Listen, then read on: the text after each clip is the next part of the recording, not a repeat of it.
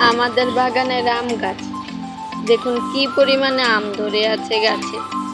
দেখতে কতটা সুন্দর লাগছে। এই আমগুলোর নাম হলো কাটিমন আম, যা 12 মাসেই গাছে ধরে। একদিক দিয়ে আম ধরে আছে, আরেক দিক দিয়ে দেখুন গাছে আমের মুকুল চলে এসেছে।